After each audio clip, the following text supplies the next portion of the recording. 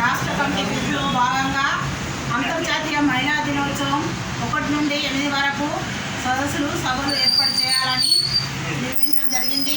మరి ఈరోజు మన భారతదేశంలో మన రాష్ట్రంలో మహిళలపై దాడులు అత్యాచారాలు జరుగుతున్నాయి. నేటికి కూడా మహిళలపై దాడులు అత్యాచారాలు తగ్గడం లేదు. స్వతంత్రం వచ్చి 76 సంవత్సరాలు దాటినా కానీ నేటి వరకు కూడా మహిళలపై హత్యలు అత్యాచారాలు వేధింపులు జరుగుతూనే ఉంటున్నాయి. మరి ప్రభుత్వాలు మారినా పాలకులు మారినా కానీ ఇవాళ మహిళల కోసం పనిచేస్తున్నాం, మహిళల కోసం ఇవాళ ప్రభుత్వాలు ఉన్నాయని ఇవాళ రాజకీయ నాయకులు చెప్పినట్టు ఇవాళ మహిళలపై జరుగుతున్న దాడులు కూడా ఇంతవరకు కూడా మహిళలకు రక్షణ లేకుండా పోతుంది.